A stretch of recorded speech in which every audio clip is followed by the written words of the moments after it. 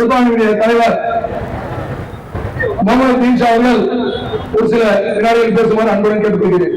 Budget விளக்கல் கூட்டம் மற்றும் மோடிஜி அவர்களுக்கு நன்றி தெரிவித்து 3வது முறையாக ஆட்சி அமைச்சது.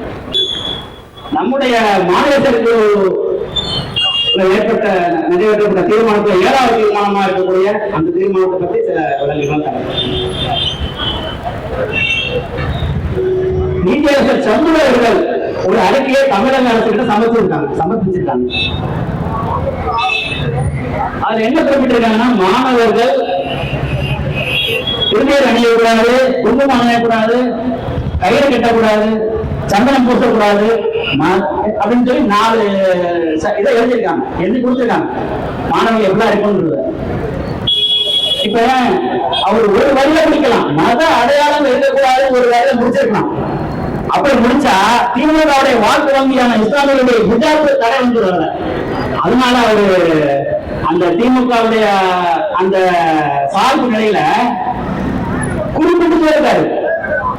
குங்குமம், திருநீர், சந்தனம், கயிறு ஏன் ஒரு வருடம் சொல்லலாமா? மத அடையாளம் வைக்கக்கூடாது போது எல்லாம் சிலுவையும் எல்லாம் போயிடும். சிலுவை போடக்கூடாது, முடிஞ்சா தடை வைக்கணும்னு வந்துடும். அத திமுக வாக்கு வங்கிக்கு பயந்து அந்த மாதிரி ஒரு அறிக்கை கொடுத்திருக்காரு. நம்ம கண்டிச்சு தீர்மானம் நிறைவேற்றிருக்கோம். இப்ப ஹிஜாப்ங்கிறது அது நம்ம மத அடையாளம் தானே, அது ஒரு உடை தானே. ஒரு 2 வருடங்களுக்கு முன்பு தமிழகத்தில் உடை, மாணவர்களுடைய உடை எப்படி இருந்துச்சுன்னா, ஒரு உடையும் ஒரு மத அடையாளத்தை காட்டுவதாக இருந்தது. காமராஜர் காலத்தெல்லாம் ஒரு மாணவனை பார்த்தா ஒரு மத அடையாளத்தோட உடையாக இருக்கும், இன்னொரு மாணவனை பார்த்தா இன்னொரு மத அடையாளத்தோட இருக்கும். இது அப்துல் கலாம் ஐயா அவர்களுடைய சுய தகுதியில அகிம்சைகள் புத்தகத்தில் எழுதியிருக்காரு. அவருடைய படிச்ச ராமேஸ்வரம் பள்ளிக்கூடத்துல, கவர்மெண்ட் பள்ளிக்கூடத்துல அவர் இவர் தொப்பையோட உட்காந்துருப்பாராம். ஜிப்பா போட்டு பையன் நண்பன் வந்து குடும்பியோட உட்காந்துருப்பான். அந்த அகிம்சைகள் ஒரு பத்திரிகை ஒரு புத்தகம் எழுதியிருந்தார். அந்த புத்தகத்தை அவர் தன்னுடைய இளைஞர்களை போட்டிருக்காரு. அதுக்கு வந்து காமராஜர் ஆட்சி காலத்துல வரும்போதுதான் உடைகளை, மாணவர்களுடைய உடைகளை என்ன இருக்கக்கூடாது, மத அடையாளம் இருக்கக்கூடாது, உடைகளை சமச்சீர கொள்வாங்க. யூனிஃபார்ம், காக்கி கருப்பரு, வெள்ளை சட்டை, அது எல்லா பருவத்தையும் கடைபிடிக்கிறாங்க. ஆனா சில பருவத்தை இந்த ஹிஜாப்ங்கிறத அனுமதிச்சு அந்த சட்டத்தையே இல்லாம மாணவர்களுக்கு என்ன இருக்கக்கூடாதுன்னா மத வேறுபாடு இருக்கக்கூடாது. அது எந்த மத அடையாளம் இருக்கக்கூடாது ஒரு வேலை சொல்லிருக்கலாம். வேறு டிஜெபி சந்திரசேகர் இருக்கலாம், ஒரே வேலை சொல்லிருக்கலாம். ஆனா அதை வந்து அவர் என்ன செஞ்சாரு, அந்த திமுக வாக்கு வங்கி பறிபோயிடக்கூடாதுன்னு சொல்லிட்டு இப்படி மட்டும் தொட்டுட்டு அதை தொடாம போயிட்டார். இது தமிழக அரசு கவனிக்கணும். மாணவர்கிட்ட அடிச்சு விடாது, மத அடையாளம் கூட இருக்கக்கூடாது. அடுத்ததாக வந்து பார்த்தோம்னா, ஹிஸ்புல் தஹ்ரீர் அப்படிங்கிற பேரை சமீபமா நம்ம வந்து ஒரு 2-3 மாசமா பேப்பர்கள் அடிக்கடி பார்க்கிறோம். ஹிஸ்புல் தஹ்ரீர் இந்த பேர் வந்து எங்க ஆப்கானிஸ்தான்ல இருக்கிற ஒரு அமைப்பா இல்ல, காஷ்மீர்ல இருக்கிற அமைப்பா இல்ல, தமிழ்நாட்டுல திருச்சியை தலைமையிடமா கொண்டு ஒரு அமைப்பு இயங்கிட்டு வந்துருக்கு. நம்ம தேசிய புலனாய்வு வந்து கைது பண்ணிட்டாங்க. அவருடைய வேர்கள் சென்னையில ராயப்பேட்டில் டாக்டர்ஸ் அப்பா பணம் அவங்களே கைது பண்ணிட்டாங்க.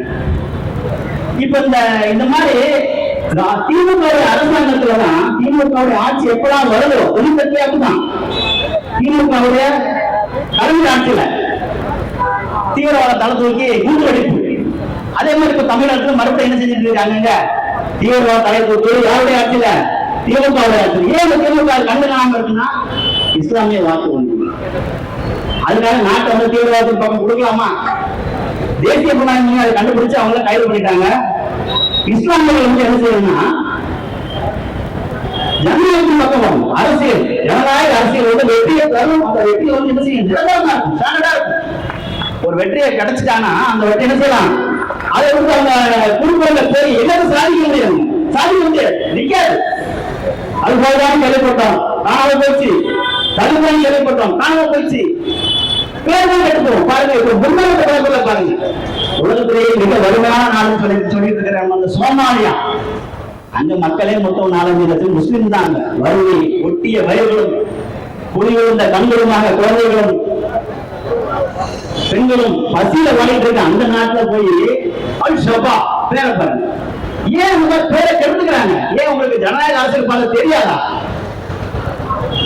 332 பேர் அந்த சோமாலியாவில் அவ்வளவு வருமான நட்டத்தை கொண்டு வச்சு அதை ஏற்றுக்கிட்டாங்க. நாங்க தான் அதை செஞ்சோமா. 3 நாளைக்கு முன்ன பேப்பரை திறந்தா தினந்தோறும் ஏதாவது ஒரு காஷ்மீர் செய்தி, ஒரு ஆப்கானிஸ்தான் செய்தி, அது மாதிரி அல்சபா, ஹிஸ்புல் தஹ்ரீர், இதுவரைக்கும் செஞ்சதெல்லாம் போதும். இதுக்கப்புறம் ஜனநாயக அரசியல் பாதையை தேர்ந்தெடுத்த இஸ்லாமிய அரசியல் பாதைக்கு வர வேண்டும். நேற்று நம்முடைய சிறுபான்மை துறை அமைச்சர் செஞ்சி மஸ்தான் இருக்கார், திமுக. அவர் நேற்று ஒரு அறிக்கை கொடுத்திருக்கார். எங்கெல்லாம் வக்பு சொத்துக்கள் இருக்குதோ அதையெல்லாம் மீட்கப்படும் அப்படின்னு. இந்த வக்புக்கு ஒரு சட்டம் இருக்கு, என்ன தெரியுமா? மற்ற சொத்துக்களுக்கெல்லாம் இந்த சொத்து அறநிலையத்துக்கு சொந்தமானதுன்னா அவங்க 100 வருஷத்துக்கு டாக்குமெண்ட் எடுத்துக்கொண்டு போய் கொடுத்து அதுக்கப்புறம் அதை கிளைம் பண்ணாதான் அந்த சொத்து என்ன செய்யும், அது கிளைம் எடுக்கும். முதல்ல எடுத்து அதுக்கப்புறமா தாசில்தார் வருவாய்த்துறையை போய் பார்த்து அதுக்கப்புறம் அப்ப கூட கொடுக்க முடியாது. இந்த ஐயாக்கள் 99 வருஷமா இப்ப கொடுக்கல, அது கேட்க முடியாம அப்படி நடந்துட்டு இருக்கு. ஆனா வக்புக்கு முடியுமா, அவங்க எந்த வாதமும் தேவையில்லை. இங்க இருந்து வக்போர்ட் சேர்மன் ஒரு நோட்டீஸ் தாசில்தாருக்கு அனுப்பி தாசில்தார் ஆபீஸ்ல ஒட்டிட்டோம்னா அந்த மக்கள் அந்த சொத்தை விற்க முடியாது, வாங்க முடியாது. சென்றவர்கள் நடந்தது அணியில் திருவள்ளூர் திருச்சியில 6 கிராமங்கள் இந்த மாதிரி மாட்டிக்கிச்சு. என்னாச்சு, 6 கிராமங்கள் திருச்சி திருவள்ளூர்ல இந்த மாதிரிதான் வருவாய் அலுவலகம் சென்னையில இருந்து வக்போர்டு சேர்மன் அனுப்பிட்டு நோட்டீஸா அவங்க ஒட்டிட்டாங்க. அந்த ஊர் மக்களுக்கு தெரியாது. அங்க